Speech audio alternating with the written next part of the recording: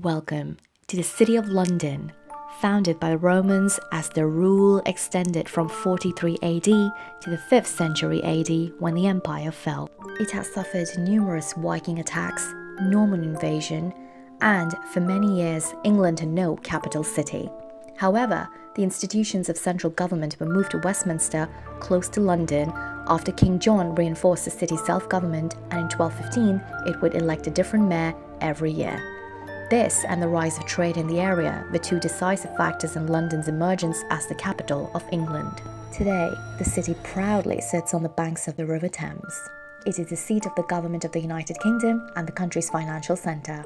The city has used its privileged location in southeastern England to its advantage, having always been a densely populated and wealthy area.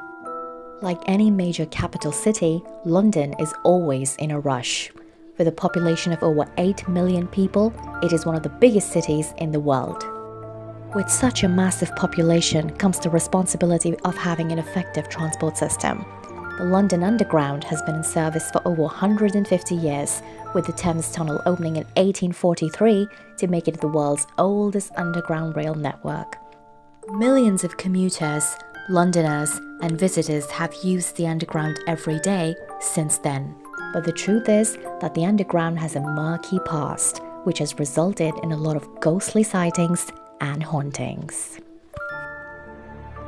I'm Queenie Sheikh, taking you on a real-life ghost train experience through 5 of the most haunted stops on the oldest underground rail network in the world.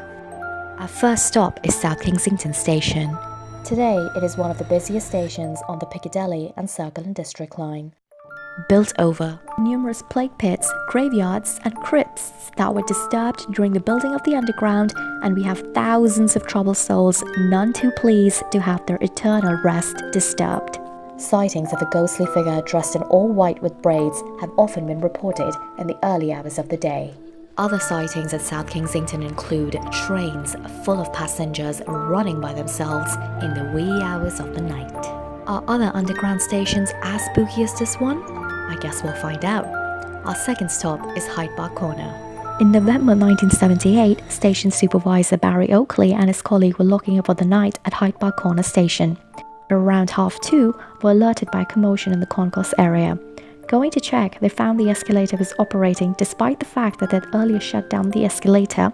With the danger no entry sign, they quickly ran inside to check if there were any passengers on the platform and saw that a train was slowly moving in reverse inside the tunnel without a driver or any passenger in sight. If you're creeped out by this, wait till you hear the spooky story about the next underground station, Marble Arch. The mysterious figure, infamously known as the Phantom Stalker, has the knack of standing behind female passengers as he places his bony skeletal hand on their shoulder. Phantom Stalker is also said to be dressed in all black and wears a trilby. Be careful while using that escalator in Marble Arch, you never know who's standing behind you. Our second last stop is Green Park. Buckingham Palace on one side and Hyde Park Corner on the other, this feels like a beautiful playground for everybody, but with a very dark history.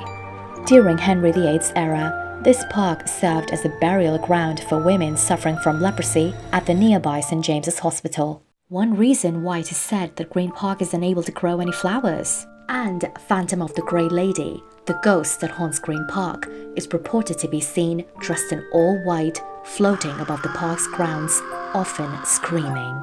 Whew, definitely feeling a little creeped out myself, but let's move on to our last station for this feature. Bank Underground Tube Station is one of the most haunted in London.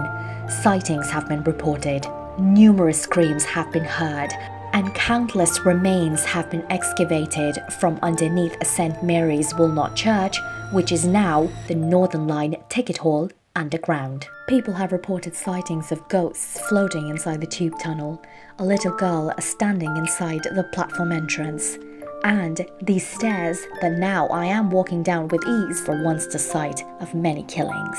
It is hard to believe that the most modern, efficient, and celebrated transport system in the world has such a haunted and dark past. Until next time, you guys, travel safe and happy Halloween!